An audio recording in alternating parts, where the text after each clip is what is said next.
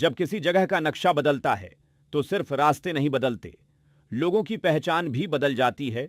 और बिहार में अब कुछ ऐसा होने जा रहा है जिसने हजारों गांवों के लोगों को सोचने पर मजबूर कर दिया है।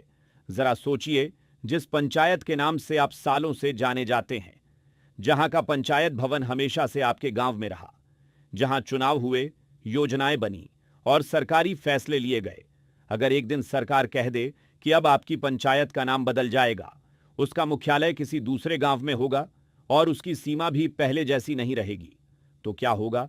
क्या यह कागजों पर होने वाला बदलाव है या फिर इसके पीछे कोई बड़ी प्रशासनिक रणनीति छिपी हुई है? आज हम बात करेंगे बिहार सरकार के उस फैसले की जो आने वाले समय में हजारों पंचायतों की तस्वीर बदल सकता है। बिहार सरकार ने त्रिस्तरीय पंचायती राज व्यवस्था में बड़ा प्रशासनिक बदलाव करने का फैसला लिया है। पंचायती राज विभाग की नई अधिसूचना के अनुसार अब राज्य की सभी ग्राम पंचायतों का गठन और परिसीमन नए सिरे से किया जाएगा। यानी कई पंचायतों की सीमाएं बदलेंगी, कई पंचायतों के नाम बदल सकते हैं और कई जगहों पर पंचायत का मुख्यालय भी दूसरी जगह शिफ्ट हो सकता है। यही वजह है कि इस फैसले की चर्चा पूरे बिहार में हो रही है। अब सवाल उठता है, आखिर सरकार ऐसा क्यों कर रही है? दरअसल अब पंचायतों का गठन राजस्व ग्राम के आधार पर होगा। पहले कई जगह पंचायतों की सीमाएं समय के साथ असंतुलित हो गई थीं। कहीं आबादी बहुत ज्यादा हो गई तो कहीं बहुत कम। इससे प्रशासनिक कामकाज और विकास योजनाओं में भी दिक्कतें आने लगी थीं। सरकार का कहना है कि अब पूरे सिस्टम को दोबारा संतुलित किया जाएगा ताकि हर पंचायत अपनी आबादी और प्रशासनिक जरूरतों के हिसाब से काम कर सके। लेकिन सबसे बड़ा बदलाव अभी बाकी है। नई अधिसूचना के अनुसार किसी भी पंचायत का नाम अब उस गांव के नाम पर रखा जाएगा जिसकी आबादी सबसे ज्यादा होगी।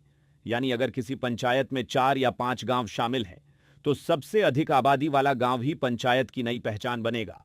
सोचिए, जो पंचायत सालों से किसी और नाम से जानी जाती थी, वे अब पूरी तरह नए नाम से पहचानी जा सकती है। यानी हजारों लोगों के सरकारी दस्तावेजों, पहचान और स्थानीय प्रशासन पर भी इसका असर देखने को मिल सकता है।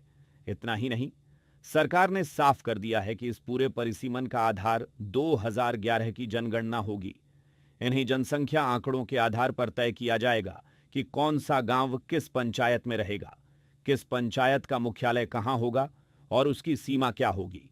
इस पूरी प्रक्रिया की जिम्मेदारी जिला प्रशासन को दी गई है। राज्य निर्वाचन आयोग की निगरानी में हर जिले के डीएम अपने अपने क्षेत्र की पंचायतों का नया नक्शा तैयार करेंगे। यानी ये सिर्फ घोषणा नहीं, बल्कि एक बड़ी प्रशासनिक प्रक्रिया है जिस पर सीधे राज्य निर्वाचन आयोग नजर रखेगा। लेकिन अभी सबसे अहम नियम बाकी है जिसने इस फैसले को और ज्यादा दिलचस्प बना दिया है। लेकिन कहानी यहीं खत्म नहीं होती। सरकार ने इस नए नियम में एक और बड़ा सामाजिक प्रावधान भी जोड़ा है। अगर किसी पंचायत क्षेत्र में अनुसूचित जाति यानी एससी, अनुसूचित जनजाति यानी एसटी और पिछड़े वर्ग यानी ओबीसी की संयुक्त आबादी कुल जनसंख्या के 50% से अधिक होगी, तो पंचायत का मुख्यालय सिर्फ सबसे अधिक आबादी वाले गांव में नहीं बनेगा। ऐसी स्थिति में मुख्यालय उस गांव में स्थापित किया जाएगा जहां इन वर्गों की आबादी का अनुपात सबसे ज्यादा होगा। यानी इस फैसले में सिर्फ जनसंख्या ही नहीं, बल्कि सामाजिक प्रतिनिधित्व को भी महत्व दिया गया है। अब बात करते हैं पंचायतों की नई सीमाओं की। सरकार चाहती है कि भविष्य में किसी भी पंचायत की सीमा को लेकर लोगों में भ्रम की स्थिति न बने।